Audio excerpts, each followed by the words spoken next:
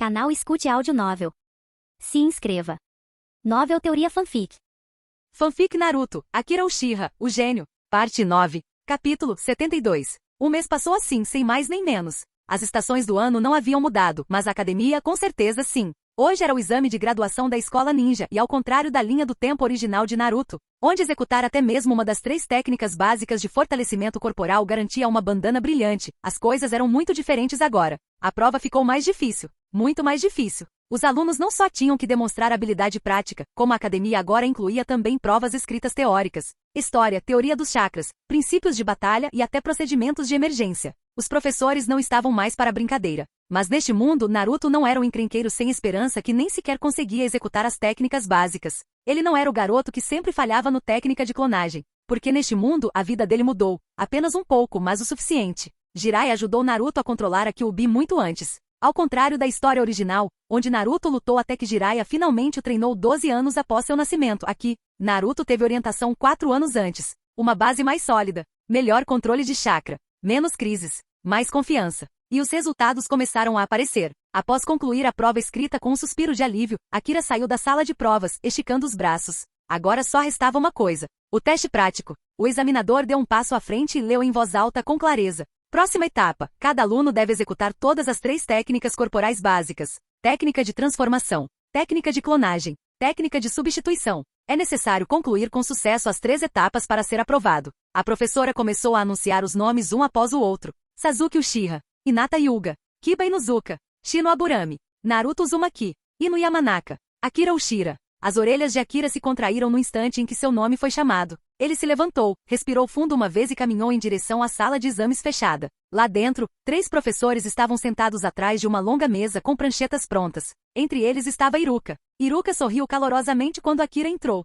Akira, execute as 3 técnicas corporais básicas como de costume. Akira assentiu com a cabeça. Nenhuma palavra era necessária. Primeiro, técnica de transformação. Segundo, técnica de substituição. Terceiro, técnica de clonagem. Cada movimento era limpo, preciso e ensaiado. Quando ele terminou, os 3 professores trocaram um olhar e assentiram em aprovação. Iruka deu-lhe outro pequeno sorriso. Bom trabalho. Você pode ir agora. Você receberá seus resultados amanhã. E amanhã? Aqueles que passarem receberão sua bandana ninja de Konoha e saberão mais sobre seus futuros companheiros de equipe e Jounin Sensei. Akira fez uma leve reverência e saiu da sala. Lá fora, ele percebeu que muitos alunos já tinham ido embora. Alguns esperavam em grupos, outros em duplas e alguns estavam esperando por alguém em particular. Akira, aqui. Ino acenou para ele com entusiasmo, como se não o visse há anos. Akira não conseguiu conter o sorriso e caminhou em direção a ela. Juntos, eles deixaram os terrenos da academia. Sasuke já tinha ido embora. É claro, ele não era do tipo que esperava por ninguém. A tarde passou rapidamente enquanto Akira e Ino passeavam, conversando e brincando um com o outro sobre o exame, até que finalmente se separaram. Quando Akira chegou em casa, o sol já se punha. Seu pai ainda não havia voltado. Sua mãe ergueu os olhos no instante em que ele entrou. E aí? Como foi a prova? Akira deu um sorriso travesso. Bem, foi muito difícil. Não tenho certeza se consigo ficar em primeiro lugar desta vez. Sua mãe ficou paralisada. Realmente? Akira caiu na gargalhada. Brincadeira. Foi fácil como sempre. Antes que ela pudesse repreendê-lo, ele disparou para o quarto como um gato em fuga. Sua mãe suspirou, balançando a cabeça com um sorriso de impotência. Você está sempre fazendo piada com assuntos importantes, murmurou ela, dirigindo-se à cozinha para preparar o jantar. Após o jantar, Akira finalmente teve tempo para algo que esperava o dia todo: simulação da sorte. Naquela tarde, ele havia recebido uma notificação informando que havia ganhado mais uma simulação da sorte. Significando, ele agora tinha 7 simulações da sorte armazenadas. Akira estava sentado no meio do quarto, com a excitação pulsando em suas veias. Depois de acalmar a respiração, falou baixinho. Sistema: usar simulação de sorte aprimorada, mundo de Naruto. No instante em que as palavras saíram de sua boca, sua visão ficou turva. Ele piscou, uma vez. Quando abriu os olhos novamente, estava deitado em um lugar familiar. O mundo da nuvem branca. Uma vasta cama branca, macia como seda, estendia-se sob ele. As nuvens ao seu redor eram quentes e leves, e todo o espaço parecia irreal, divino, quase confortável demais. Diante dele, uma tela de sistema translúcida surgiu do nada. Modo sorte aprimorado selecionado. Inicializando o modo sorte aprimorado. Designação: filho da sorte mais buff. Akira engoliu em seco, ansioso, enquanto um texto brilhante começava a se formar.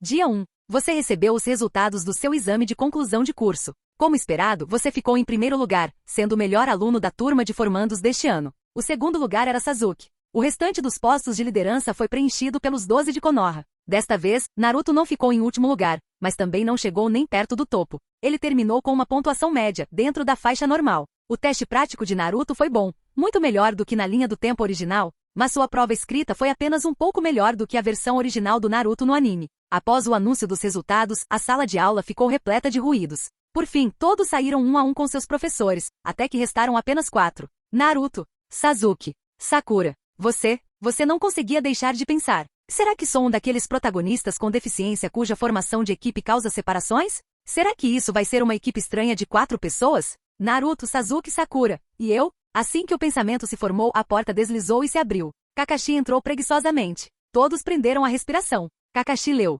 Naruto, Sakura, Akira. Não, Sasuke. Você percebeu imediatamente que a expressão de Sasuke não mudou quando seu nome não apareceu. Algo definitivamente havia mudado, muito provavelmente por sua influência. Sakura ficou arrasada e perguntou imediatamente: por que Sasuke não está na nossa equipe? Kakashi respondeu calmamente: Sasuke não se juntará a nenhuma equipe Genin. Ele entrará diretamente para Anbu. Naquele momento, tudo fez sentido para você. Sasuke está seguindo os passos de Itachi? Será que Fugaku, os anciãos ou alguém nos bastidores o prepararam da mesma forma que fizeram com Itachi e Shizui? Sasuke está sendo preparado para ser um futuro agente? Ou talvez até mesmo um agente duplo? Mas você não disse nada. Depois que Kakashi saiu primeiro, Naruto, Sakura e você saíram da sala de aula e o seguiram em direção ao campo de treinamento da academia. Nesse momento, Kakashi bateu palmas levemente. Muito bem. Apresentações. Você foi o primeiro. Meu nome é Akira Uchiha. Sou do clã Uchiha. Por favor, cuidem de mim. Você foi breve. Sem curtidas. Sem descurtidas. Sem drama desnecessário.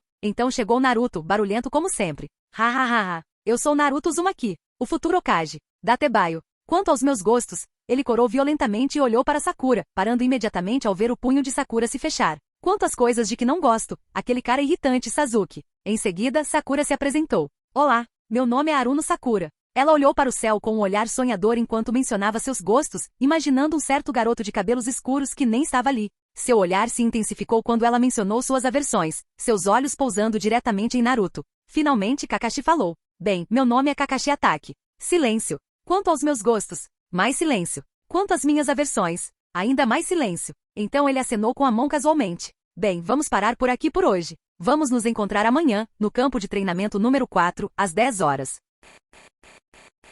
Capítulo 73. Dia 2. Campo de treinamento Konoha número 4. Você chegou ao campo de treinamento número 4 às 9 horas e 50, 10 minutos antes do horário que Kakashi havia mencionado. Mas no instante em que você atravessou a mata, seus passos cessaram. Naruto já estava lá. Sakura já estava lá. E o mais chocante, Kakashi Atake estava lá, diante de todos os outros. Você piscou uma vez. 2 vezes. Kakashi. Cedo? Sua mente precisou de um instante para processar esse fenômeno impossível. Esse homem era lendário por chegar às reuniões como uma nuvem preguiçosa, sempre atrasado, sempre com alguma desculpa absurda envolvendo gatos pretos ou caminhos secretos. E no entanto lá estava ele, esperando. Antes do tempo. Naruto te viu e acenou. Sakura acenou com a cabeça educadamente. Mas Kakashi simplesmente olhou para você com aquele único olho exposto e não disse nada. Ele apenas acenou com a cabeça casualmente, como se isso fosse a coisa mais normal do mundo. Quase deu para sentir um arrepio. Isso deve ser o efeito borboleta, você pensou, engolindo em seco. Desde a sua transmigração, pequenas mudanças já haviam começado a se propagar pela linha do tempo. Mas Kakashi chegar mais cedo, aquilo foi praticamente um desastre natural. Você caminhou em direção ao grupo, sentindo uma estranha mistura de empolgação e nervosismo. O segundo dia da jornada da equipe 7 havia oficialmente começado, e claramente até o mundo estava reagindo à sua presença. Dia 3. A primeira missão da equipe 7 chegou tão silenciosamente que quase pareceu uma brincadeira. Uma senhora baixinha do Distrito Leste fez uma reverência profunda e disse: por favor, me ajude a encontrar meu gato ninja. Você não ficou nem um pouco surpreso. Naruto e Sakura, no entanto, congelaram como se alguém tivesse lhes dado um tapa na cara de todos ao mesmo tempo. Um gato? Nossa primeira missão ninja é uma missão de caça a gatos? Naruto gritou com as mãos para o alto. Mas mesmo enquanto reclamava, um sorriso foi se espalhando lentamente pelo seu rosto. Afinal, essa foi sua primeira renda como ninja de pleno direito. Até mesmo uma missão boba continuava sendo a missão dele. Então todos começaram a procurar o peludo mestre da fuga. Escalaram árvores. Perseguiram telhados. Você até viu Kakashi lendo seu livro preguiçosamente enquanto o gato estava sentado em sua cabeça, sem que os outros percebessem. E assim os dias se passaram. Dia 32. Já havia se passado um mês inteiro desde o início da sua carreira ninja. A equipe 7 havia aceitado inúmeras missões de nível D e algumas poucas missões simples de nível C. A maioria das missões de nível D se passava dentro de Konoha, resgatar animais de estimação perdidos, limpar depósitos, entregar cartas. As missões de nível C eram mais interessantes: escoltar mercadores até cidades próximas, entregar pergaminhos lacrados, coletar informações menores. A equipe 7 geralmente cuidava da escolta de mercadores, nada muito perigoso, mas o suficiente para fazer Naruto se gabar como se tivesse protegido um reino inteiro. Dia 47. Gabinete do Hokage. Você e o resto do time 7 estavam sentados juntos no prédio do Hokage. Naruto estava lamentando uma apresentação musical trágica, Sakura fingia não ouvi-lo e Kakashi lia seu livro laranja, virando as páginas como se a voz de Naruto nem existisse. Você simplesmente se sentou e assistiu ao circo. Eu quero uma missão de nível superior. Naruto reclamou pela 10ª vez. Estamos escoltando comerciantes idosos e limpando tudo há semanas. Assim que Naruto respirou fundo para a reclamação número 11, ouviu-se uma batida na porta. Entrou um velho, barba por fazer, garrafa de coragem meio vazia, olhos penetrantes apesar da idade. Tazuna, o homem cuja chegada daria início ao Arco da Terra das Ondas. Você sabia exatamente quem ele era. E você também sabia o que ele tinha feito. No futuro, ele seria louvado como um herói da Terra das Ondas, o homem que arriscou tudo para construir uma ponte de esperança. Mas, da perspectiva de Konoha, ele mentiu. Ele falsificou sua patente na missão. Ele arrastou genins para uma missão que envolvia Zabuza, Aku e um pequeno exército de assassinos samurais. Uma equipe comum de genin Chunin, ou mesmo um jounin fraco, teria morrido. Mas você não disse nada disso. Você simplesmente observou em silêncio enquanto ele fazia o pedido. Kakashi aceitou. Naruto comemorou. Sakura suspirou aliviada por finalmente algo emocionante estar acontecendo. Você guardou seus pensamentos para si.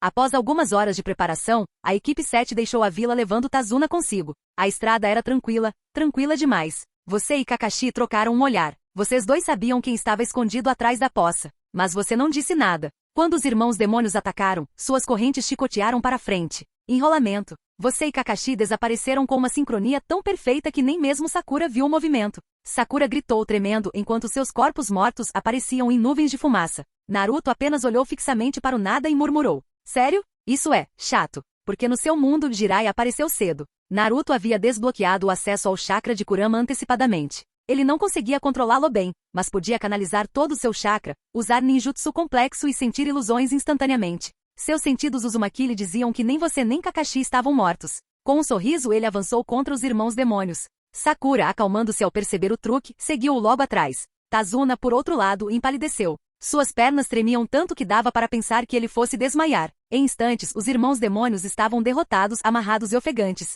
Kakashi saiu de trás de uma árvore e começou a interrogá-los. Mas os irmãos, desafiadores e desesperados, trocaram um último olhar, e cortaram as próprias gargantas com garras envenenadas, pondo fim às suas vidas antes que Kakashi pudesse obter mais informações. Tazuna caiu de joelhos, em choque. Naruto fez uma careta. Sakura engoliu em seco.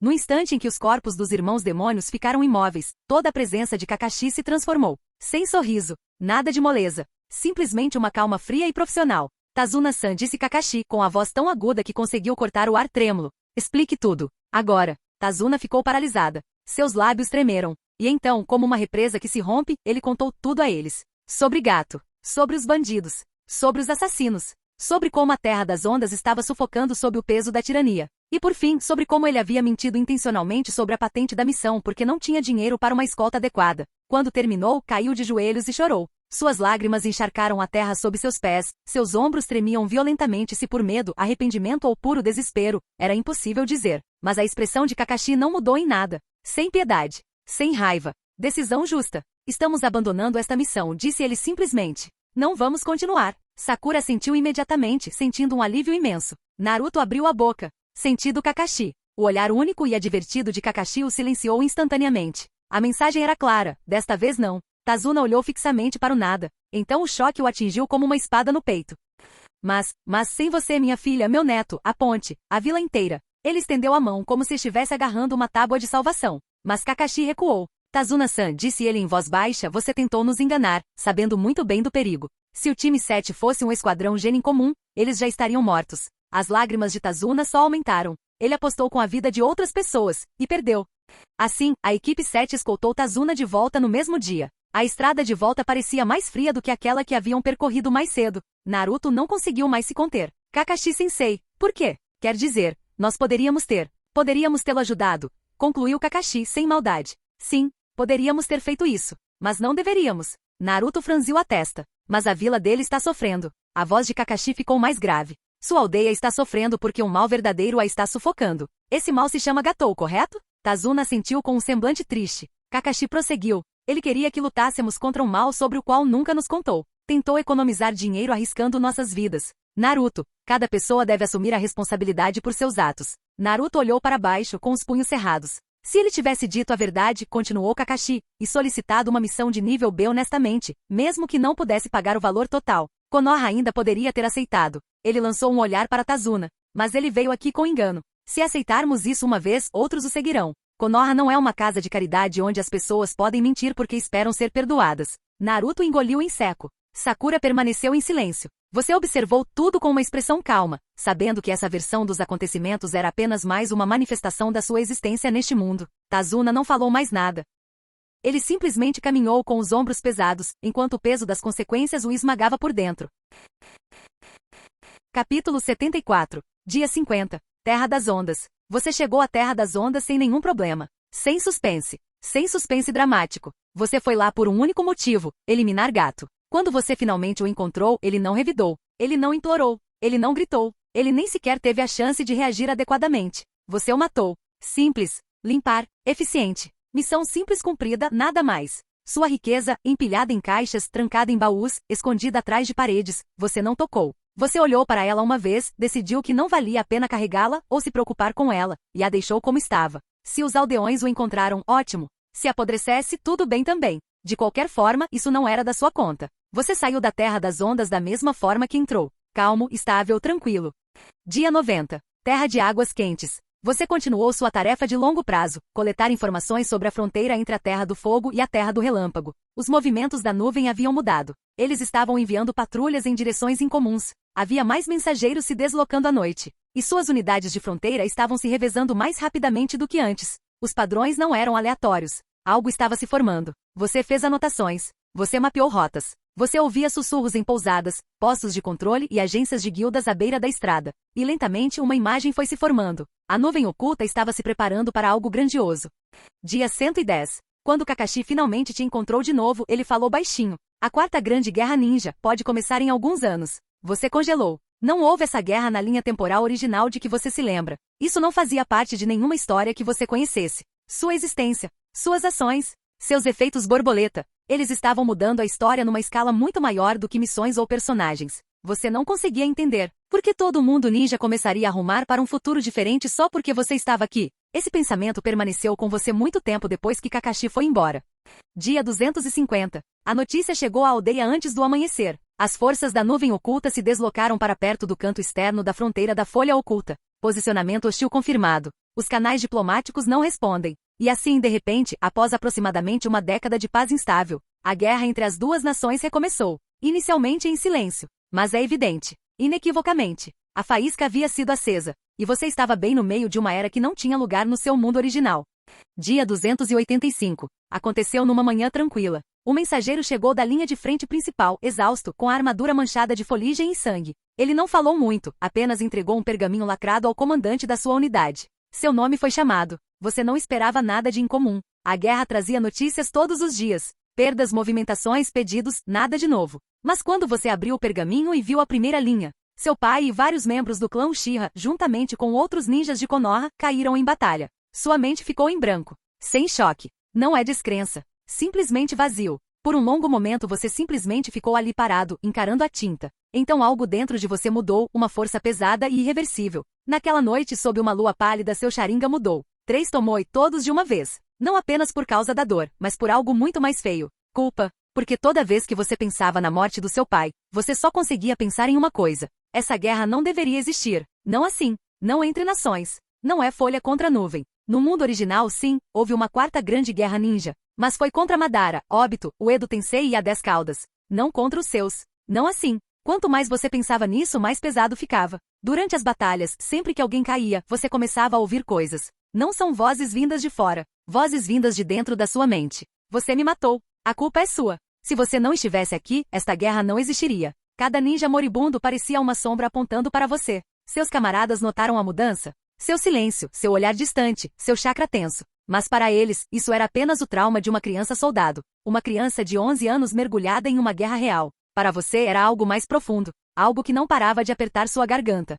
Dia 420. Sua espada deslizou com precisão pelas costelas do ninja inimigo. Sem emoção. Sem medo. Mais um ponto negativo na longa lista. Você deu um passo para trás. Ele caiu. Essa foi sua 300ª morte. Há muitas pessoas mais velhas que você que nunca alcançaram esse patamar em toda a sua carreira. O campo de batalha ao seu redor cheirava a cinzas e metal. As nuvens no céu estavam carregadas, como se estivessem observando em silêncio. Você não sentiu orgulho. Você não se sentiu mais forte. Você só se sentia cansado. Cansado desse ciclo. Cansado da morte. Cansado de ouvir as maldições invisíveis ecoando no fundo da sua mente? Mas não havia tempo para descansar. Seu colega de equipe se aproximou com um semblante sombrio. A outra aldeia em movimento. Um pequeno posto avançado aliado perto da fronteira, disse ele. Você sabia o que isso significava. Outra missão. Outro campo de batalha. Mais mortes. Você simplesmente assentiu com a cabeça. Então você se moveu silenciosamente, sem expressão, em direção à próxima tarefa. Porque a guerra não estava a abrandar. E você também não.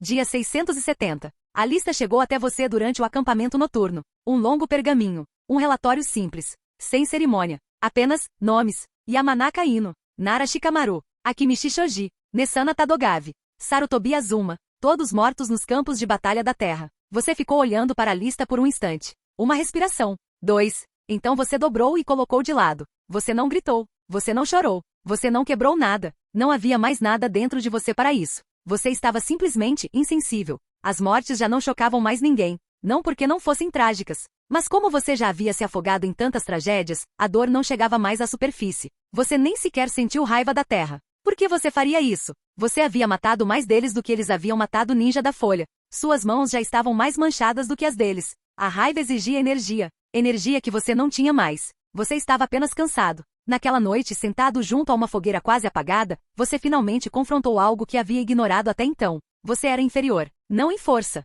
Não em habilidades ninja. Não em chakra. Mas em espírito. Os nativos deste mundo, ninjas nascidos no caos, eram diferentes. Eles foram criados em meio à violência. Temperado por missões. Treinados para matar. Ensinados a aceitar a perda. Mesmo que a guerra se arrastasse por décadas, eles a suportariam. Mas você veio de um mundo pacífico. Uma sociedade onde as guerras aconteciam longe, nas telas de televisão, sem nunca chegar à sua porta. Você cresceu em meio ao conforto. Segurança. Estabilidade. Suas maiores preocupações costumavam ser provas, prazos, relacionamentos, não a sobrevivência. Mesmo depois de você ter transmigrado para este mundo, era um tempo de paz. Uma época em que os problemas pareciam administráveis, em que a morte era distante. Você nunca percebeu o quão frágil era a paz. Que coisa inestimável. E quando essa guerra chegou, ela te atingiu com mais força do que qualquer jutsu jamais poderia. Não era uma história. Não era uma missão. Não era um jogo. As pessoas estavam realmente morrendo. As pessoas estavam sangrando muito. Você já tinha visto aldeias queimadas por bandidos vestidos de ninjas renegados.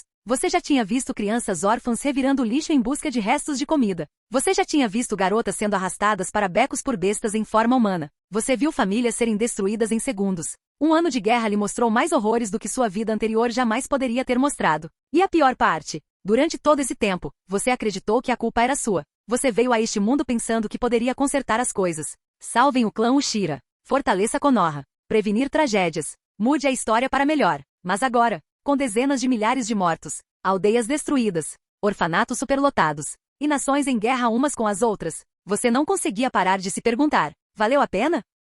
Se eu não tivesse interferido, será que todas essas pessoas ainda estariam vivas? Você não conseguiu encontrar uma resposta, porque Konoha realmente se fortaleceu. Até mesmo Okaji morreu, mas em vez de enfraquecer, a vila apenas se tornou mais aguerrida, mais fria, unida pela perda. Então, por quê? Porque a guerra estava acontecendo. Porque a nuvem oculta iniciou esse conflito mesmo sabendo que a retaliação seria devastadora. Porque o mundo se distanciou tanto de sua linha temporal original. Você já não sabia de nada. Você só sabia isto. A borboleta em que você se transformou. Tinham aberto asas suficientemente grandes para mudar o destino das nações. E agora você estava no meio de uma tempestade que já não entendia. Capítulo 75. Dia 800. O campo de batalha já estava silencioso quando você terminou. Mais um grupo de ninjas inimigos jazia morto atrás de você, nada de incomum. Seus rostos já estavam se apagando da sua memória enquanto você se afastava. Mais um dia, mais uma missão, mais um conjunto de nomes que jamais lhe importariam. Ao sentir movimento à sua esquerda, você se virou. Uma mulher e uma criança pequena estavam perto da estrada. Suas roupas estavam rasgadas. Seus rostos são magros. Eles pareciam sem teto, exaustos, o tipo de pessoa que existia em todos os lugares durante a guerra. Há muito tempo atrás, talvez você tenha sentido pena. Você poderia ter oferecido comida, água, conforto. Mas e agora? Existiam muitos como eles. São muitos para ajudar, muitos para salvar. Então você não se mexeu. Você simplesmente ficou parado ali. Você esperava a mesma reação que sempre via. Temer, olhos arregalados, passos rápidos para trás. Então, ele fugiu pedindo desculpas por estar vivo. Mas o menino era diferente. Antes que sua mãe pudesse contê-lo, ele se libertou de seu frágil aperto.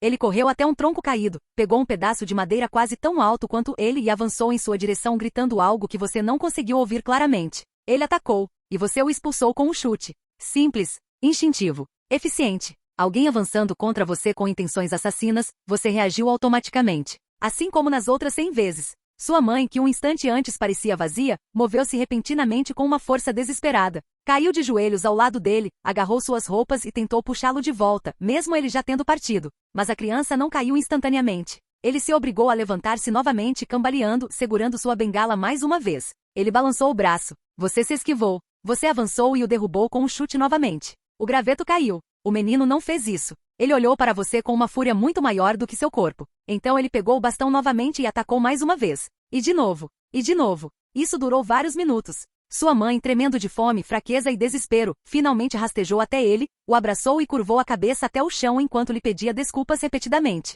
Você observou em completo silêncio. Sem raiva. Sem tristeza. Sem culpa. Apenas uma observação. Então você se virou e foi embora. Seus passos eram firmes. Sua respiração está calma. Sua expressão permaneceu inalterada. Mas algo dentro de mim mudou. Uma pressão. Uma rachadura. Uma sensação que você ainda não conseguia nomear. Você ignorou isso.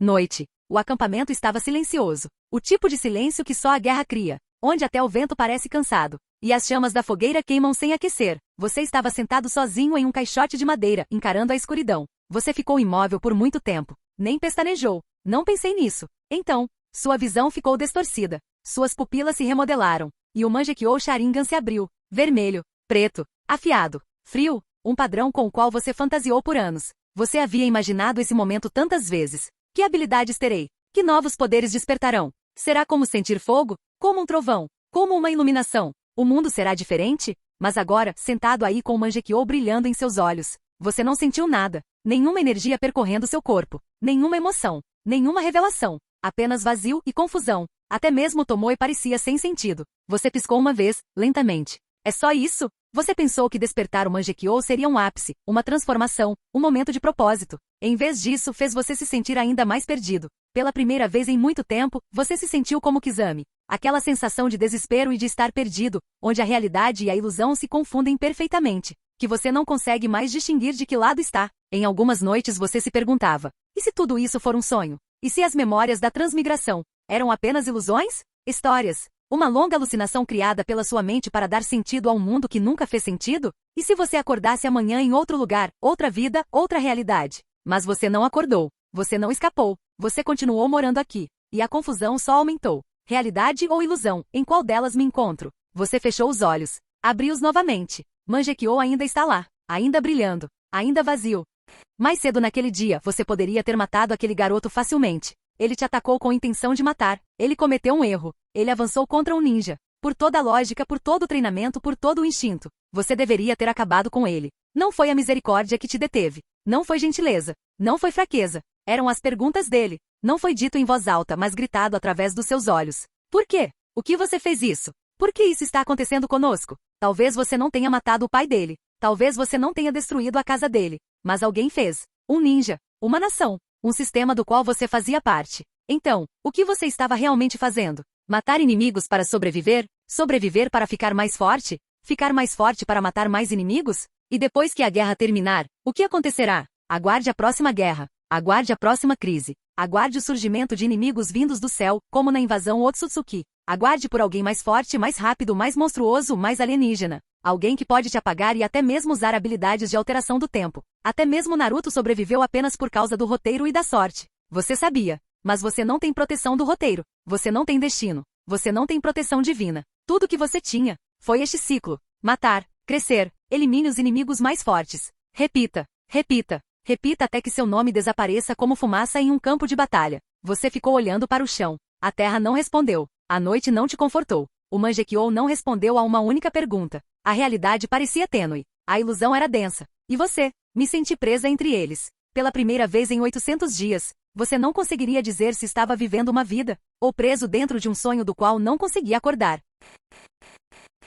Canal Escute Áudio Novel. Capítulo 76. Dia 830. A notícia chegou até você logo pela manhã. Gaara das Areias Sangrentas morto. O infame Jinchuriki de uma cauda, um prodígio conhecido por concluir missões em tempo recorde, um ninja temido até mesmo por esquadrões de elite, havia desaparecido. Apenas um corpo, frio, oco, sem vida, e uma única e aterradora verdade por trás de sua morte. Shukaku havia sido extraído. A morte de um Jinchuriki não era algo inédito na história, mas nesta guerra, a morte do primeiro ninja de nível Kage abalou o mundo. A extração de Shukaku fez com que os rumores se espalhassem mais rápido do que pássaros mensageiros. Seria um novo jutsu proibido? Uma arma escondida? Um traidor? Um monstro? Ninguém sabia. Mas você fez. Você entendeu o padrão imediatamente. Você sabia quem tinha movido as peças. Mesmo assim, você não disse nada. Dia 870. O pânico se espalhou pela nuvem oculta. Durante dias, o Jinchuriki de duas caudas esteve desaparecido. Hoje, seu corpo foi finalmente encontrado. Ela não morreu em batalha. Ela não foi vítima de uma emboscada por um esquadrão. Ela não foi envenenada, esfaqueada ou queimada. A causa da morte foi a mesma. Energia vital drenada após a extração da besta com cauda. Exatamente o mesmo cadáver oco e vazio. O mesmo silêncio absoluto. Dia 910. A corrente continuou. 3 caudas, desaparecido. 4 caudas, capturado e drenado. Vila da Névoa e Vila da Pedra entraram em estado de alerta máximo, mobilizando suas unidades Zambu em um ato de desespero. Todas as nações gritavam a mesma pergunta. Quem está fazendo isso? Mas ninguém tinha uma resposta. Nem mesmo os Kage. Mas você fez. E mesmo assim, você permaneceu em silêncio. Dia 950. Transformou-se num massacre. 5 caudas. 6 caudas. 7 caudas. 8 caudas. Um por um. Caindo no mesmo padrão. O mesmo método. As mesmas extrações artificialmente limpas. Em poucos dias, o mundo passou da confusão ao caos. 8 dos 9 Jinchuriki já haviam desaparecido. Só restou um. O Jinchuriki da Kyuubi, guardado dentro de Konoha. Todo mundo ninja estava tremendo. Os líderes entraram em pânico. Clãs preparados. As nações acusavam-se mutuamente. Mas você simplesmente assistiu, porque você sabia exatamente quem era o responsável. Você já sabia disso há meses. Você já havia percebido sinais muito antes de qualquer Kage entender a ameaça. Mas você não os avisou. Você não interferiu. Você nem sequer considerou impedi-lo. Então você escreveu uma carta. Uma simples, curto, afiado, significativo. Uma carta destinada a Nagato. Destinado ao núcleo da Akatsuki. Assim que terminou, você selou tudo com sua identidade falsa. Então você saiu do acampamento à noite, sozinho. Você abordou um mensageiro ambulante? O ninja inofensivo de um país menor, sem carregar nada de importante. Você chamou a atenção dele. Um vislumbre do Mangekyou. E a sua vontade se dobrou como papel. Sob sua ilusão, ele caminhou até a Megakuri. Entreguei a carta diretamente para Conan. Então, como ordenado, ele tirou a própria vida. Você retornou ao acampamento antes do amanhecer. Ninguém percebeu que você tinha ido embora. E o mundo continuou a arder silenciosamente na escuridão. Dia 1020. Você estava descansando no acampamento temporário da Terra do Vento. A noite no deserto estava fria. A areia estava silenciosa. Você estava olhando fixamente para a lua. Mas esta noite, havia algo naquilo que parecia errado. Não era o formato. Não era o brilho. Era a sensação. Uma pressão estranha. Uma sensação de peso. Uma tensão. Como se a própria noite estivesse prendendo a respiração. Então, um som. Um rugido ensurdecedor e profundo ecoou pelo deserto. Nem um grito. Não é um trovão. Algo muito mais antigo. Muito mais escuro. Sua cabeça virou bruscamente na direção da fonte. Mangekyou girou instintivamente. E então você viu. Do horizonte distante, um oceano de chakra surgiu em ascensão. Violento, primitivo, avassalador. Não era apenas chakra. Foi a própria destruição. Uma força destinada a apagar o mundo. Você reconheceu imediatamente. A 10 caudas. Totalmente revigorado. Sua respiração parou por meio segundo. Não por medo, mas porque você sabia exatamente por que isso tinha acontecido. A carta que você enviou como cronarca. O método que você descreveu.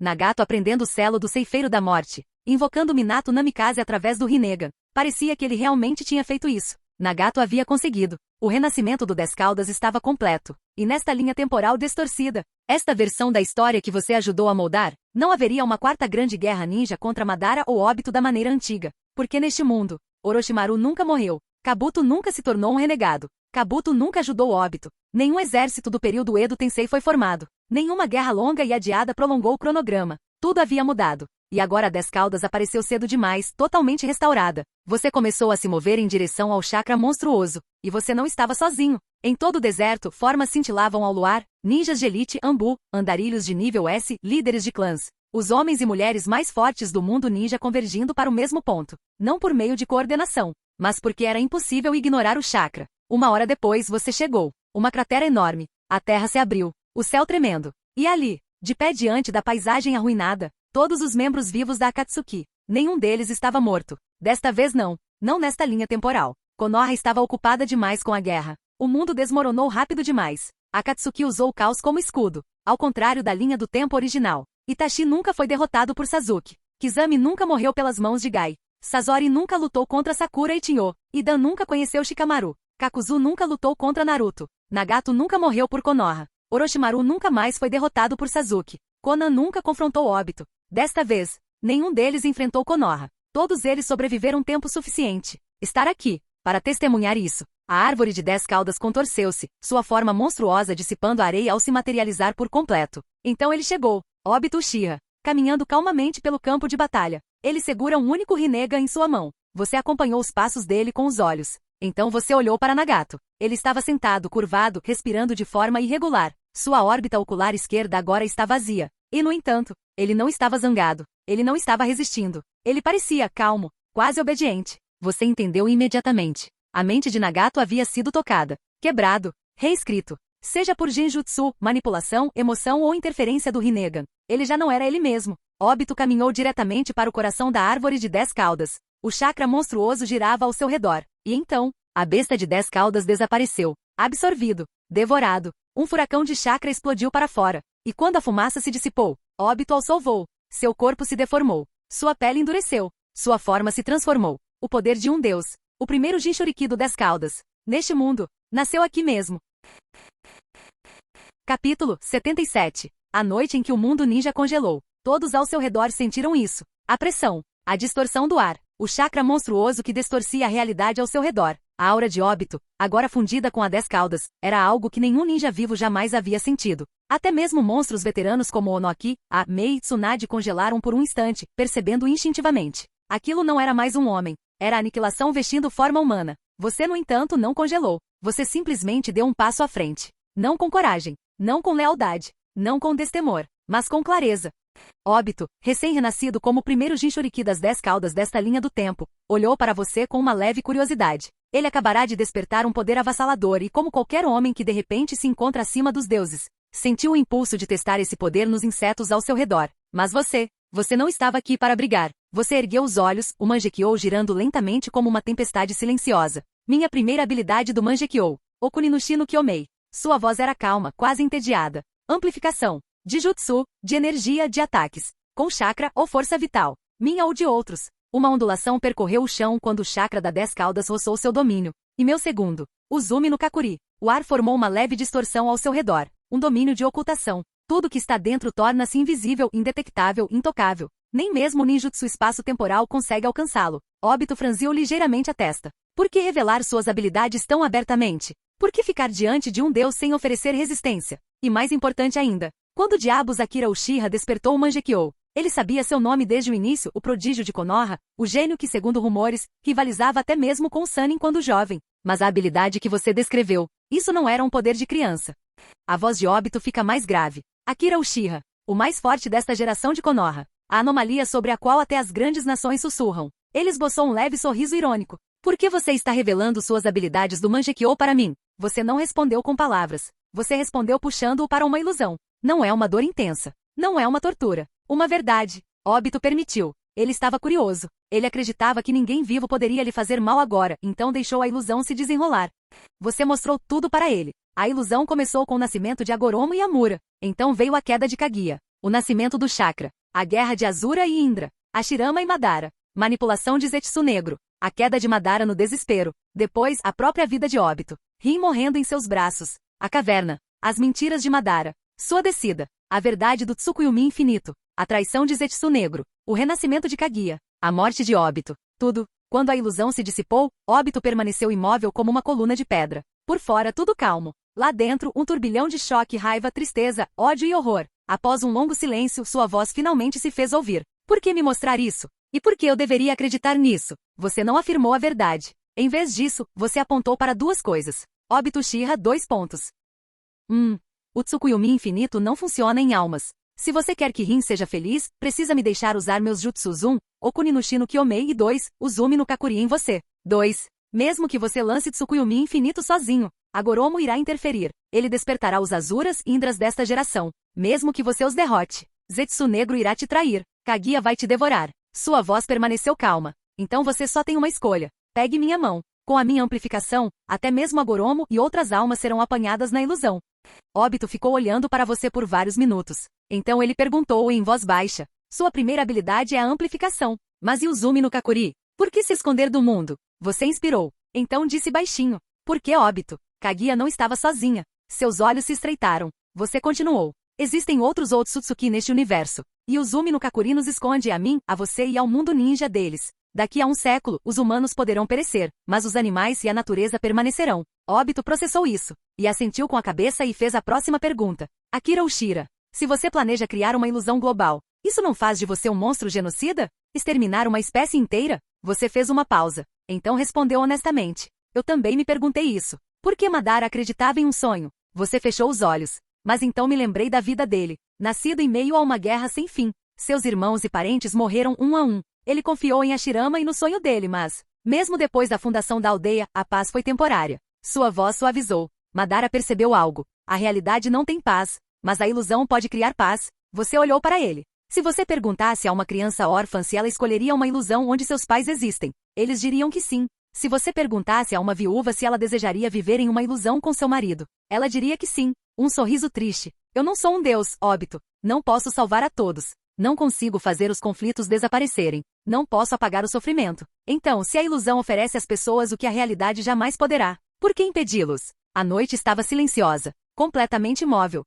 Obito fez sua última pergunta. Quanto chakra e energia vital isso exigiria? Para amplificar o Tsukuyomi infinito. E para nos esconder dos Otsutsuki com Uzumi no Kakuri. Você olhou diretamente para o único Rinnegan dele, e disse calmamente. Chakra suficiente para nos matar a dois. Você deu de ombros. Mas talvez também sejamos vítimas da ilusão após a morte física. Obito ficou olhando fixamente. Imagens passaram pela sua mente como um turbilhão, Rin sorrindo, morrendo, sorrindo de novo, morrendo de novo, sorrindo de novo. E finalmente, ele entendeu. Um sorriso torto e amargo surgiu em seus lábios.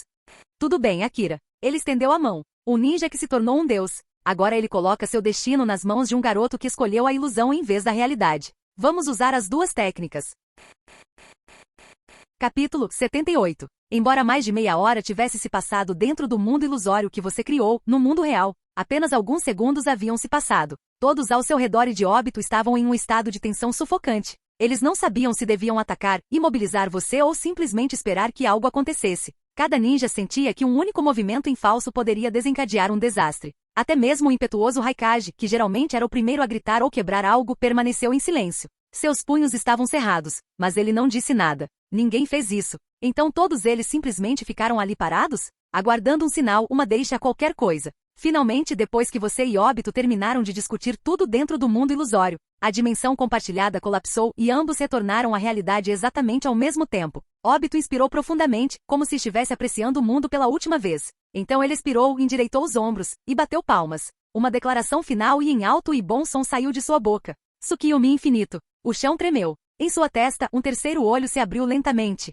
O Rin Sharingan de 9 Magatamas florescendo como uma maldição despertada. Ouviram-se exclamações de espanto por todos os lados. Até mesmo Raikage recuou um passo. Ao ver Obito usar a técnica, você fechou os olhos lentamente. Só por um instante. E quando você os abriu novamente, brilhando com absoluta clareza, seu próprio Mangekyou Sharingan havia aparecido. Naquele instante, você invocou seu poder 3 vezes. Primeira habilidade, Okuni no Shi no Kyomei no Tsukuyomi infinito. No momento em que você lançou o feitiço, você sentiu. Seu chakra não estava se esgotando. Estava sendo engolido. Normalmente seu chakra era como um reservatório gigantesco, uma represa capaz de alimentar jutsus indefinidamente. Mesmo técnicas poderosas apenas criavam pequenas rachaduras nele. Mas isto foi como se alguém tivesse arrombado toda a represa. A água jorrava em uma torrente violenta, escoando mais rápido do que se podia controlar. Era quase possível sentir o corpo implorando por estabilidade. Obito deu um passo à frente imediatamente e ergueu uma das mãos. Uma sugestão silenciosa. Você levantou a mão para cumprimentá-lo. No momento em que suas palmas se tocaram, uma onda começou. Seu chakra. Sua força vital. 10 dias e 9 noites. Tudo começou a fluir em sua direção vindo de Obito, reabastecendo e estabilizando a energia que você estava perdendo. Só então você ativou seu segundo movimento. Segunda habilidade, Uzumi no Kakuri. Você se tornou o centro da técnica, ancorando seu campo de batalha no campo de batalha. A realidade se distorceu suavemente, o espaço estremecendo enquanto o mundo se curvava ao seu redor. Terceira habilidade, Okuni no Shi no Kyomei, amplificação de Uzumi no Kakuri. Você o invocou mais uma vez. Um reforço, uma ampliação. E no momento em que você aplicou as camadas, você sentia como se todo o seu ser estivesse sendo esvaziado e preenchido ao mesmo tempo. Uma fusão de poder, exaustão e força avassaladora emanava de você como uma tempestade.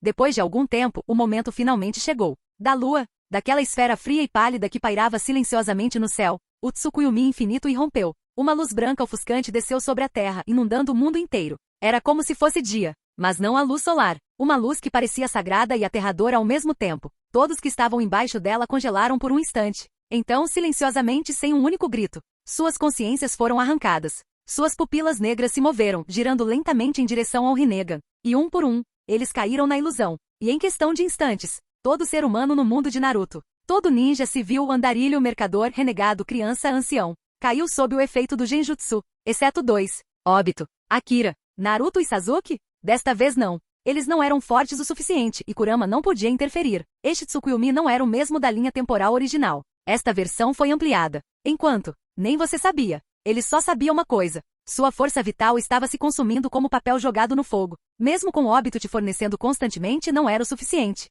E o chakra de Obito também estava caindo a uma taxa assustadora. Em seguida começou a segunda fase. Árvores gigantescas irromperam do solo, suas raízes rachando terra e pedra. Dos troncos, longas estruturas semelhantes a trepadeiras se estenderam e envolveram as pessoas em êxtase, elevando-as suavemente no ar. Até mesmo os Kage que estavam preparados para tudo. Eles não conseguiram resistir. Eles não conseguiram reagir. Eles não conseguiam nem se mexer. Outro jutsu surgiu, e eles estavam indefesos diante dele. Poucos minutos depois, todo o mundo de Naruto estava novamente envolto em trevas. Mas não uma escuridão natural. Silêncio. Uma quietude. Um mundo adormecido. Desta vez, não havia humanos acordados para testemunhar a beleza do luar. Até mesmo Zetsu Negro foi capturado. Até mesmo Ishiki Otsutsuki ficou preso no Genjutsu. Apenas um conseguiu escapar. Kaguya Otsutsuki. Mas você sabia a verdade. Se a humanidade estivesse selada, as chances de Kaguya ser libertada eram menores que 1%. E sinceramente, se ela ainda conseguiu escapar nessas condições, você decidiu que ele a respeitaria. Mas de repente,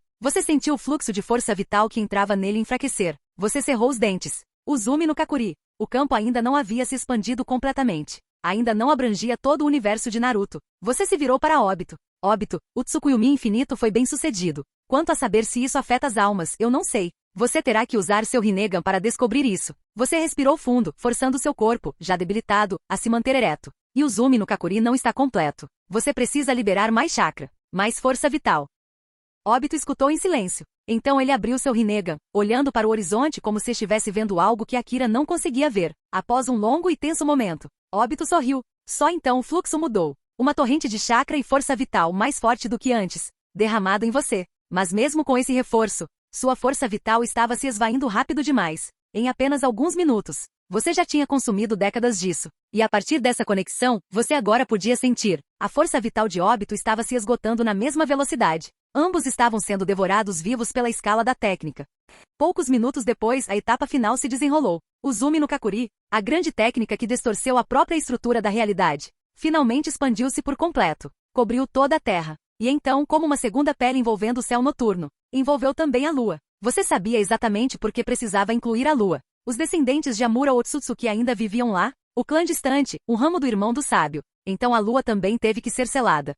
A essa altura, tanto você quanto o Obito estavam ofegantes. O mundo ao seu redor tinha um leve cheiro de decomposição, o aroma do chakra moribundo, de força vital em declínio, de corpos que se aproximam do seu limite. A sensação era como estar à beira da própria sepultura. Assim que você ergueu os olhos pela última vez, olhando para a lua que você havia ligado à sua própria existência, Obito falou. Sua voz era suave, mas firme. Akira, eu vou embora primeiro. Você se virou ligeiramente, mas antes que pudesse responder, Obito fechou os olhos. E então, a luz do Tsukuyumi infinito o envolveu. As vinhas se ergueram. E Obito Uchiha entrou de bom grado no sonho. Ele poderia ter vivido mais alguns anos com a força vital que ainda lhe restava. Ele poderia ter prolongado sua sobrevida. Mas ele optou por não fazê-lo. Porque o Tsukuyumi infinito não afetou os usuários do Rinnegan. Só se eles permitissem. E Obito entregou-se de bom grado à ilusão. Você deu um leve sorriso. Você só tinha alguns minutos restantes. Suas décadas se foram. Queimado. O dom de óbito havia se esgotado. E agora você estava sozinho, o único ser humano ainda respirando em todo o mundo de Naruto.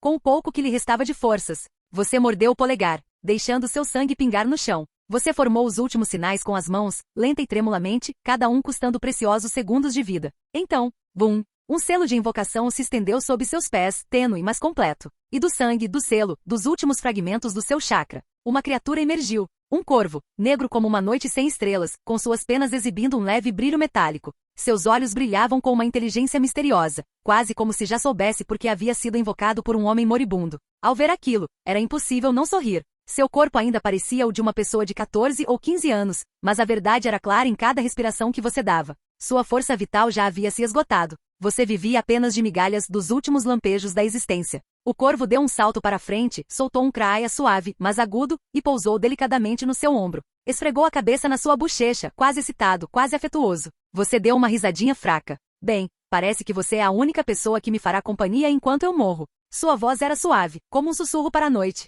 Há muitos anos eu me perguntava quantas pessoas viriam ao meu funeral, você continuou. Certa vez ouvi um ditado, que o valor de um homem é medido pelo número de pessoas que aparecem quando ele morre. Você inspirou lenta e dolorosamente. Mas agora, parece que você é o único. O corvo inclinou a cabeça e, como se compreendesse sua tristeza, soltou de repente um grito alto e poderoso. Depois, outra. Por outro lado, sua voz ecoou pela terra silenciosa. E em resposta, mais vozes responderam. Pássaros, animais, criaturas das montanhas, florestas, rios, todos começaram a se agitar. Em poucos minutos, o mundo morto e vazio se encheu de vida. Milhares de criaturas te cercavam por todos os lados. Sob o céu noturno, pássaros circulavam no alto como constelações em movimento. Todo tipo de animal, lobos, veados, raposas, javalis, pequenos bichos, até mesmo insetos. Todos reunidos ao seu redor, sentados em silêncio, respeitosamente. Um funeral natural. Uma despedida final oferecida pelo próprio mundo. Você olhou para todos eles, e sorriu. Uma única lágrima escorreu pela sua bochecha. Você se virou lentamente para o corvo que ainda estava empoleirado em seu ombro. Eu ainda não te dei um nome, não é? O corvo piou alto, orgulhosamente, como se estivesse te incitando. Diga isso. Você expirou, um riso fraco escapando de seus lábios. Então, conhecer você foi o meu destino. E o encontro comigo foi seu. Você ergueu a mão delicadamente e tocou sua cabeça emplumada. De agora em diante, que seu nome seja. Você fez uma pausa. Então disse claramente. Yatagarazu. O corvo abriu suas asas magnificamente, como se aceitasse o nome escrito nas estrelas. Um laço havia sido forjado. Um legado criado. Você olhou para Yatagarazu, para as criaturas ao seu redor, para a lua que você selou e para o mundo que você remodelou. Pela primeira vez em muito tempo, você sentiu paz. Você fechou os olhos. Você respirou o ar da noite uma última vez. Exalou suavemente e se afastou. O último humano passou com um sorriso. Capítulo 79. Mundo Ninja. A quarta época. A época do silêncio verdejante. Ninguém sabe quantos anos se passaram desde a morte da humanidade. Talvez milhares, talvez milhões. Ou talvez até mais tempo do que qualquer mente possa medir. Templo de Yatagarazu. Este era o lugar. A terra sagrada onde a besta divina Yatagarazu recebeu seu nome. Do deus caído, Akira Uchiha. Por isso, este lugar também era conhecido como o berço da época, onde uma nova era começou e a antiga terminou. Akira Uchiha, o empreiteiro de Yatagarazu, aquele que deu nome à divindade neste mesmo lugar, e aquele que viveu seus últimos suspiros aqui. Esta era a terra onde o mundo ninja cruzava a fronteira das eras, deixando para trás a era dos humanos antigos, e se transformando no mundo que existia agora. Ao redor do templo erguiam-se árvores com centenas de metros de altura, seus troncos formando pilares ocos como catedrais naturais. Dentro do centro oco cresciam arbustos e trepadeiras, e flores desabrochando em cores nunca antes vistas na era humana. Em um dos galhos gigantes, descansando em silêncio, estava sentado um corvo preto. Só de olhar para isso, qualquer criatura poderia senti-lo. Essa não era uma ave comum. Abaixo do corvo, havia uma dúzia de seres humanoides. Eles tinham cabelos verdes e orelhas compridas e pontudas. Suas roupas não eram feitas de fibra, mas de folhas entrelaçadas e plantas vivas. Se Akira os tivesse visto, ele os teria reconhecido imediatamente. Dríades, ou elfos da floresta. Seres que antes existiam apenas em mitos e romances. Mas agora, eles eram a raça humanoide dominante no mundo ninja. Os elfos da floresta eram diferentes dos humanos. Eles não destruíram o mundo. Eles o construíram. Desde o nascimento do primeiro elfo da floresta, há centenas de milhares de anos. Eles haviam melhorado o próprio mundo. Até mesmo a antiga nação da areia, outrora um deserto sem fim, havia se transformado em uma floresta perene. Muitas coisas mudaram nessas incontáveis eras. Nesse instante, uma voz ecoou vinda de baixo. Uma das dríades elevou sua voz suave em direção ao corvo empoleirado acima. Yatagarazu, ela perguntou docemente, Sama. Você pode nos contar sobre a primeira, segunda e terceira época? Por um instante Yatagarazu não respondeu. Ele simplesmente ficou olhando para o céu. no lugar onde a lua deveria estar. Embora a luz do dia tenha encoberto os céus, Yatagarasu ainda conseguia ver a lua tão claramente como sempre. As dríades não se sentiram desapontadas. Eles simplesmente esperaram, com a paciência que só seres nascidos das florestas poderiam ter. Finalmente, após várias respirações profundas, Yatagarasu baixou a cabeça. Penas negras se soltaram de seu corpo, caindo como sombras à deriva. Reunindo-se no galho abaixo dele, espalhando-se para fora em um círculo emplumado. As penas se ergueram novamente, rodopiando como um pequeno tufão. E de dentro dessa tempestade de penas negras, uma silhueta humana se formou. Um jovem saiu, por volta de 20 ou 21 anos de idade, com cabelos longos e pretos como azeviche, vestindo túnicas pretas profundas. E atrás dele um par de asas escuras se desdobrou sem esforço. Se alguém do mundo anterior de Akira o tivesse visto, eles teriam imediatamente sussurrado uma única palavra: anjo. Ou melhor, anjo caído. Mas Yatagarasu não conhecia nenhum desses termos. Ele acenou levemente para as dríades e saltou da árvore. Suas asas o carregaram graciosamente até o chão. Aterrissando suavemente, ele dobrou as asas e falou: bem, Lily, disse ele com um leve sorriso. Você quer aprender sobre a primeira, segunda e terceira época? A dríade cujo nome ele chamou Lírio irradiava a luz intensamente. Sim, já perguntei aos anciãos muitas vezes, mas eles sempre diziam que eu era muito jovem. Agora que já cresci o suficiente, eu quero saber. Yatagarasu não respondeu imediatamente. Em vez disso, ele olhou novamente para o céu, como se estivesse se lembrando. A primeira época, começou Yatagarasu suavemente. Foi a época em que o mundo se lembrou pela primeira vez de como respirar. No início, a vida parecia tranquila. Pequenas faíscas nas águas profundas. Criaturas que nadavam muito antes de existirem nomes. Daquelas águas surgiram animais que caminhavam sobre a terra. E dentre eles, os escamosos que se aqueciam ao sol. Depois deles surgiram os alados nascidos do céu. E as incontáveis vidas minúsculas que rastejavam, zumbiam e sussurravam pelo solo. A época durou mais do que qualquer outra história. Mais longa que a memória da pedra ou do oceano. Era a época em que o mundo criava sem parar. E todas as coisas, grandes e pequenas, nasceram de seus sonhos. Ele fez uma pausa. Esta época foi chamada de a Época do Véu Luminoso. Uma era em que a vida surgiu pela primeira vez, envolta em mistério. Lily e os outros escutaram com olhos arregalados e curiosos. Após a primeira época veio a segunda época, continuou Yatagarasu. A segunda época, continuou Yatagarasu. Foi a era em que o mundo aprendeu a se comunicar através de seres que carregavam fogo em seus corações. Durante essa era, nasceram os filhos das cinzas e do sopro, os humanos. Eles se pareciam muito com você, mas seus olhos continham tempestades. E seus espíritos carregavam tanto ternura quanto destruição. Eles viviam lado a lado, casas elevadas de pedra e terra. Teceram grandes cidades não sob galhos, mas em planícies abertas, desertos escaldantes, montanhas escarpadas. E ilhas que tremiam com o pulsar do oceano. Com o tempo eles se tornaram os governantes do mundo da superfície. E apesar de suas falhas, eles também ouviram o sussurro da terra. Eles curaram terras devastadas por tempestades ancestrais, trouxe rios para areias sedentas, e transformou lugares áridos em reinos verdes e cheios de vida. Por um tempo, a harmonia caminhou com eles. Yatagarasu fechou os olhos brevemente, como se estivesse recordando um mundo que já não existia. Esta idade, disse ele suavemente, é conhecido como o amanhecer das almas cinzentas? A segunda época.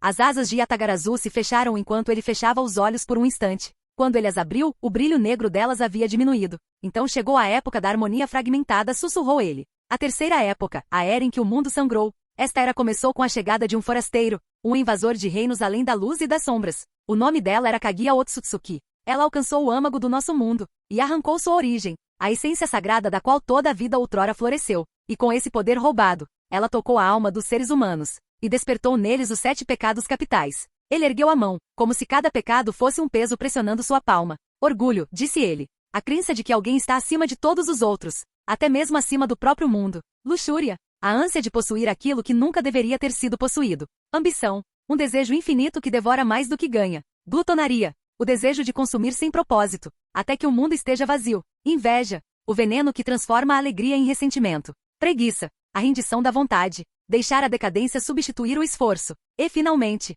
fúria, o fogo que destrói simplesmente por destruir. Quando Yatagarasu terminou, os elfos da floresta trocaram olhares perplexos. Seus cabelos verdes farfalharam, não com o vento, mas com confusão. Yatagarasu-sama, Lily sussurrou. Foram os humanos que fizeram isso? Um para o outro? Ele assentiu lentamente. Para você, essas coisas são impensáveis. Sua gentileza é compartilhada sem questionamentos. Você dá a vida livremente. E nada, nem fruta, nem água, nem tesouro, vale mais para você do que uma única batida do coração. Mas os humanos, após a corrupção da terceira época, viam o mundo de forma diferente. Seu tom de voz se tornou mais sombrio. A guerra começou. Os elfos enrijeceram. Era uma palavra que eles só tinham ouvido em mitos, mas nunca entendido. Uma guerra, explicou Yatagarasu em voz baixa, é quando os humanos lutam. e se matarem uns aos outros, por terra, para recursos, pela ambição, por pecados. Ouviram-se suspiros de espanto entre os elfos da floresta, um som de puro horror. Naquela época, os humanos aprenderam a dominar os elementos por si mesmos: fogo,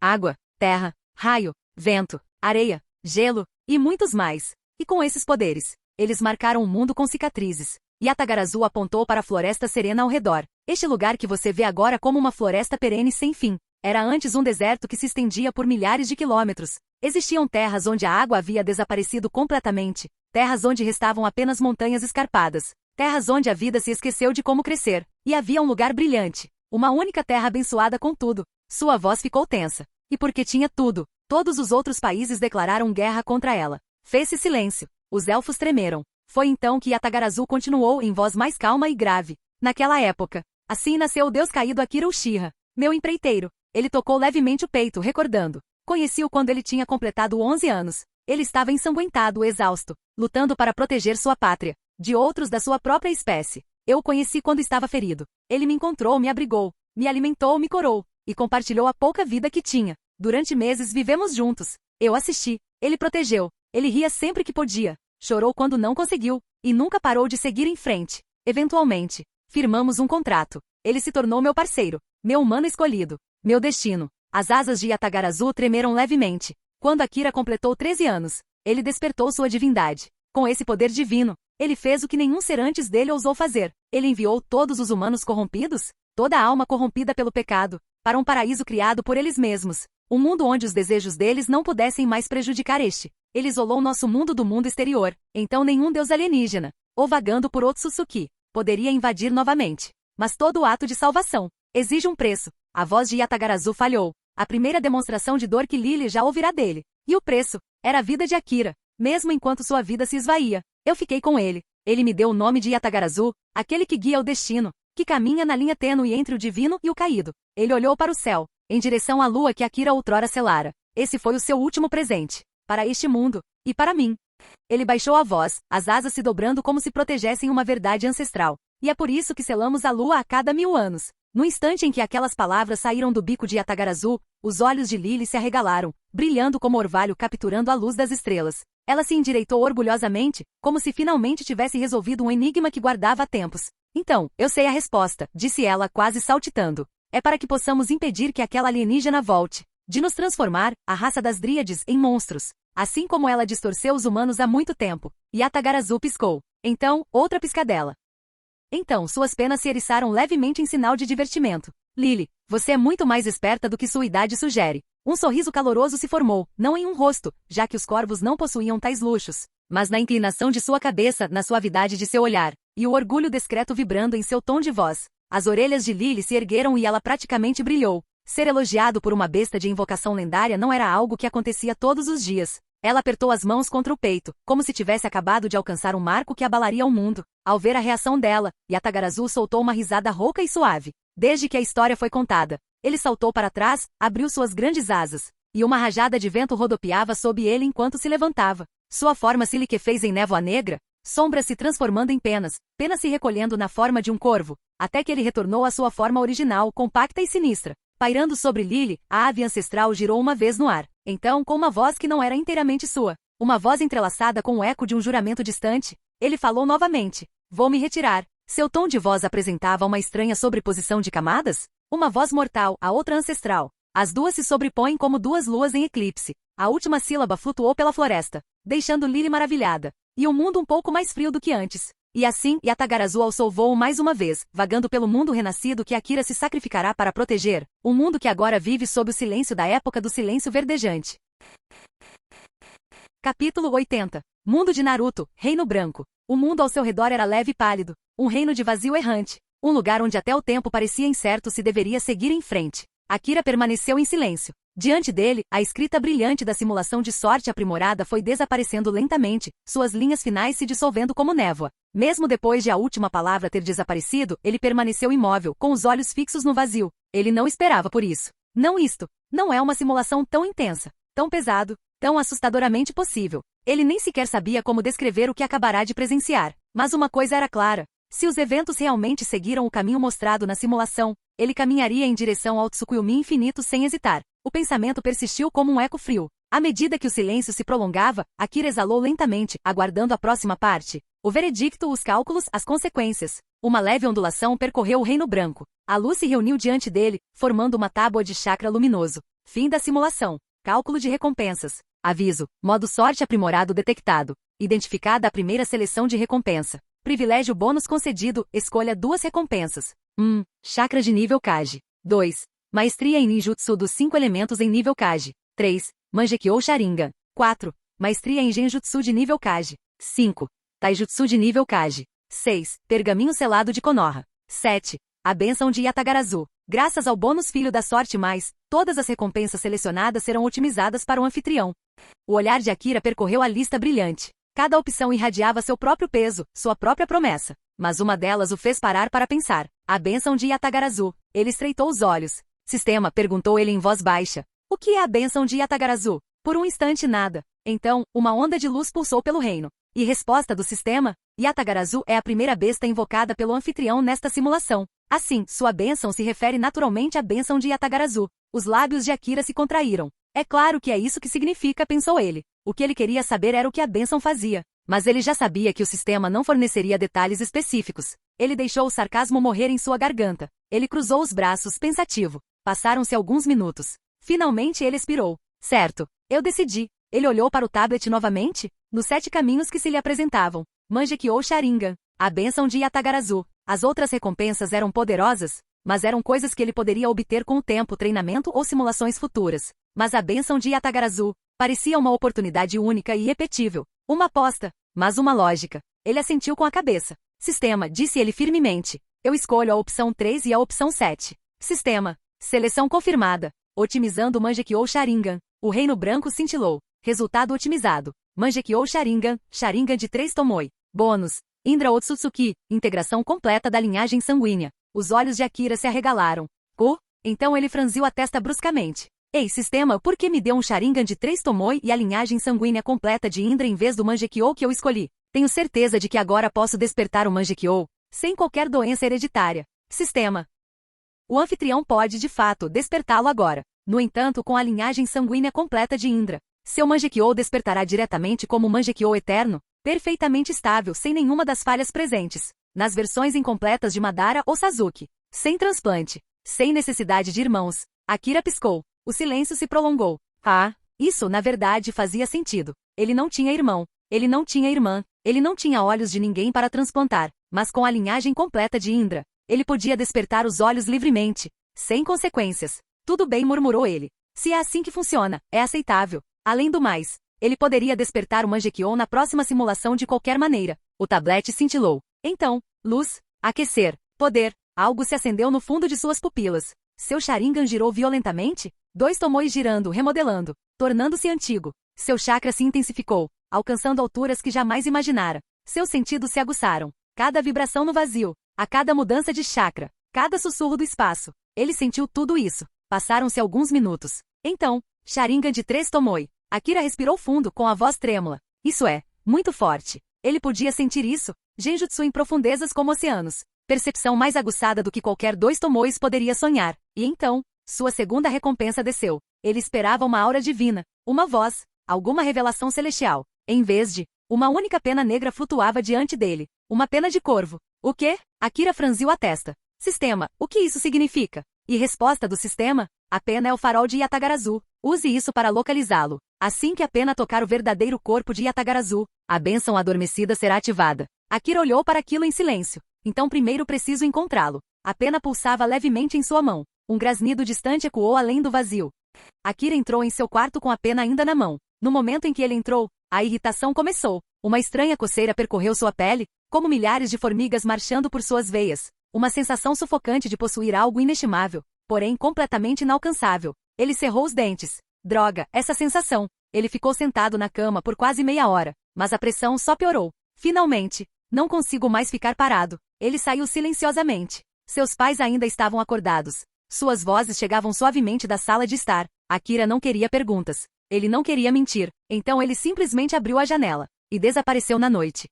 Konoha repousava em paz sob o luar. Os postes de luz piscavam suavemente. E o monumento Okage vigiava a vila como sempre. Akira caminhou rapidamente? O leve pulsar da pena o guiava. Ele chegou à casa de Kakashi. As luzes ainda estavam acesas. Ele bateu na porta. Um instante depois, Kakashi abriu a porta. Livro na mão, olhos arregalados de surpresa. Akira, eu esperava você amanhã. Não há, seja lá que horas forem. Akira não perdeu tempo. Kakashi-senpai. Preciso da sua ajuda. Kakashi suspirou interiormente. Ele havia se preparado para ser mentor desse garoto, mas não se deixar envolver em mistérios antes mesmo do início do treinamento. Ainda, ele deu um passo para o lado. Entre.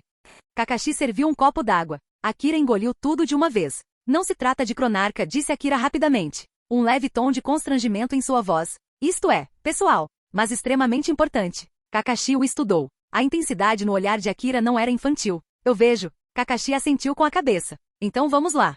Gabinete do Hokage. Tsunade ainda estava acordada. Seu escritório era um campo de batalha de papelada. Selos, tinta, documentos. E uma garrafa de saquê pela metade que ela fingiu pertencer a Shizune. Ouviu-se uma batida na porta. Entre, ela chamou. Akira e Kakashi entraram. Akira fez uma reverência. Kakashi explicou a situação. Vago, mas suficientemente claro. Akira precisava da ajuda de Tsunade. E possivelmente o apoio do sábio Lesma. Para algo de extrema importância. Tsunade olhou para o garoto. Akira, isso conta como usar o favor de antes? Akira queria muito dizer não, mas ele não conseguiu. Sim, disse ele em voz baixa. Preciso da ajuda do sábio das lesmas.